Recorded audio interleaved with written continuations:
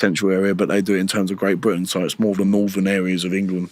Tough man, and as again, talk to him still to this day, and it's just in my nature to be like that. Obviously, you can switch it on and off, and that was a moment just to switch it off quickly and say, "You're okay."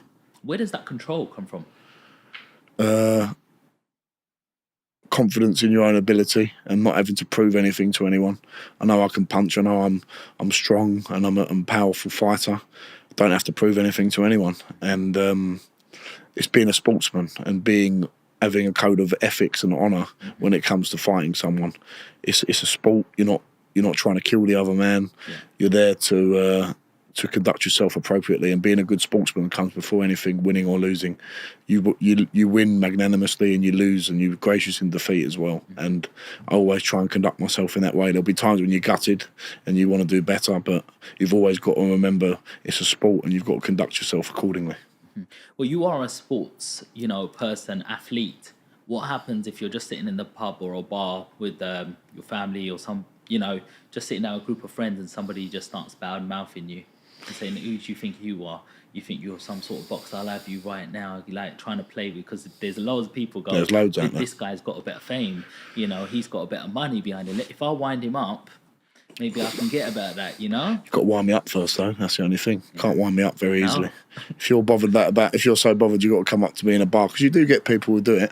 You get looks. Have you ever had that? Yeah, not people coming up to me, but you, even over the last 2 years, when I first turned pro, people were happy for you in your local area. Yes. And there's still a great amount of people that are. I've got a great network of friends, but they're only happy while you're not doing as well as them. Mm-hmm. Once you start doing better than them, you get a few looks, you get people not saying hello to you as much. Wow. When I go away from my area, it's great. It's amazing support, because people don't see you as often, and people see you for who you are, because on social media and stuff, I try and project myself as naturally as I can, but you do get jealous people, but don't rise to it, I've never had someone come up to me and say, oh, you do this. I've had one guy, a young guy, 17, 18, 19, I think it was 19, it was about half a year ago, said, I'm going to knock you out when I turn pro, I'm going to knock you out. I said, turn pro first, enjoy it, and just be careful what you wish for. That's all you say. And it's just, I would never dream of saying that to if I saw a professional boxer up and coming, you conduct yourself and say, good luck, well done, your hard work, keep going. And some people just lose their cool a little bit, Yeah. So what do you think of when the gloves were off with Triple D against AJ? Yeah. And Triple D said, well, let's just go now then. Yeah, I quite like that. That was good viewing, wasn't it? Yeah. Absolutely.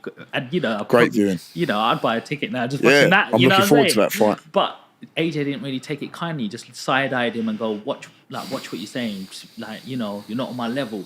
And then Carl Froch comes up and goes, what does he mean not on level? Where's the humble AJ gone? This is all his money. That's what he's referring to. Look at this, that, other.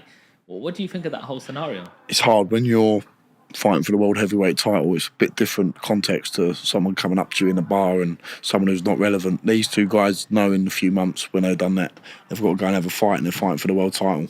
And there's a little bit of jostling there, a little bit of body language and mind games going on. And if someone's saying that you can't intimidate me, you come over to me, I'm gonna do this and do that, it's very hard to keep your cool. But I think Joshua did it in a way where he did keep his cool. I know he stood up, but he done it in a menacing, intimidating way. And fair play to Dubois, he didn't back down either. So it's the nature and part and parcel of being a heavyweight boxer fighting for the world title. You're gonna get a bit of testosterone pumping, aren't you? Yes, 100.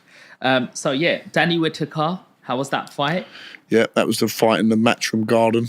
It was an open atmosphere. Really good atmosphere. Different. Really good. That was my third fight, and that was that round 2 knockout, I think it was. Yeah, round 2, 1 minute 50 overhand seconds left. That was good. Really local to me, but 10-15 minutes away in Brentwood. So yeah, really good event, and a once in a lifetime place to box. Yeah, it looked good. Really good. You see the garden before it's all done up, and then you see all the stuff in it for the arena, and it looks amazing. It looks like a proper stadium sort of vibe. So it was really good. You got Gabriel Nguema. Yeah, he was tough. He was a Spanish heavyweight champion, but it was also tough because I broke my hand in the changing room and cut my eye in the first 30 seconds. Oh, but it would have been a tough test anyway. Probably something I didn't need at that stage of my career. How do you fight with a broken hand?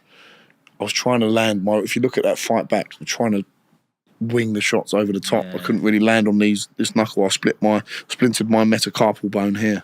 And it was an overuse injury. I really felt it before the fight, but I cracked it even more during the warm-up on the pads. So looking back now, I could have handled it better, jabbed a bit more, but obviously I spoke to you about feeling tense, feeling anxious, and that plays a big role. And probably a fight I didn't need at that stage of my career, being my 5th fight.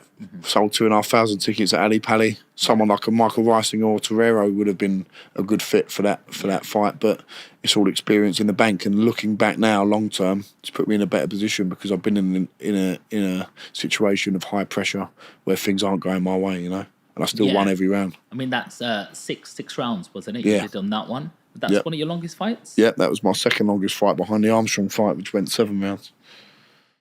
How important is it to get them rounds in? Obviously, you want to make a statement, and you've actually, come out, especially, the last fight, Babik, 36 seconds. Boy, I was watching that. 36. Just sitting there watching that. Bosh. Done him. And then when he come up, it was a funny dance, and it was like, it's all over, mate. Well, the ref done very well to stop that fight, but you need to get rounds under your belt. Yes. But if you get them out of there, it's a bonus. But in long-term thinking, getting rounds in the belt, under the belt, is very, very important. And someone who I'm contracted to fight next, who we've organised with, is Rudenko, and he's proven at the top level to get rounds in. He fought Zhilei Zhang, couldn't stop him. Hughie Fury couldn't stop him. Povetkin couldn't stop him. So some very, very big names. Are you looking to make a statement 24th of August? Well, the thing is now the 24th of August fight is off because Jack Catterall, the main event, has broke his ribs. Okay. So we're just in the process of reorganising that fight for in the next month or two. Rudenko's not a joke. No, he's not a joke at all. 44 fights, 36 wins. My most experienced opponent so far. 22 knockouts. Yeah. I only lost 7, and that's not a lot compared to. And the people that he's lost to are the Hughie Furies, Alexander Povetkins, Jared Anderson, who's the hottest prospect in heavyweight boxing right now. So it would be I'm not so much looking to make a statement. I'm just looking to win. Winning is all that matters. And if I get 10 rounds under my belt fighting him, so be it. That's what I need. What do you think of Hughie Fury? I mean, he's like that heavyweight that, he was very young coming on the heavyweight scene. And then, his dad, Peter, said that he had a bit of acne, and then there was certain things troubling him. Then he took I think he took a loss, and then he disappeared for a couple of years. Now he's coming back, Hughie Fury is a really good fighter, technically very good, awkward, big man, 6'6". I sparred him when I first turned professional. Does he have power? Yes, he does. It doesn't look like he has that finishing power. Yeah, he's not maybe not the power of a Daniel Dubois or Anthony Joshua, but any man over 14 stone 4, which is the cruiserweight limit, can seriously punch. And it's a big unit, lots of experience, great coach in Peter Fury, and he's still a force to be reckoned with. And it's going to be interesting to see how he comes back. A very nice man as well. He looked after me when I came for sparring in Congleton, it's called, near Manchester. Is there a difference in levels between when sparring Tyson Fury and Hughie Fury? Yeah. Tyson Fury is obviously mixed at the elite top level, but Hughie Fury's fought Joe Parker, Povetkin.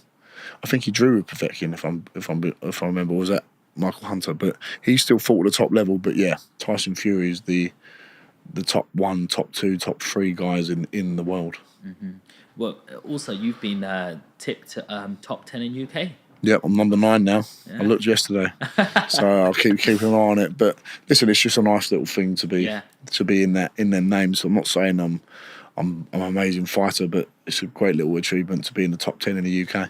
So Johnny, let's talk about some fight predictions. You got AJ versus Triple D. From where I'm sitting as an amateur, I'm thinking AJ is the top dog. He's got all the experience behind him. He's been for world title fights already. He looks athletically there. And I'm looking at Triple D, where, I think Joe Joyce beat him, didn't he? Yeah, he did back in a few years back. Yeah, now. and people said he quit. But obviously, you got to say, Triple D is quite young. He's only a year older than me. Yeah, he's 26. And he's a young, hungry lion. And he can whack. He can seriously punch. You've sparred with him. He's the hardest person I've ever been punched by. Really? Ever. and his jab is like a right hand when it hits you. Really? It is unbelievable power. He punches like an absolute horse. He's a massive, massive puncher. Really nice guy as well when you see him outside of the ring. But yeah, I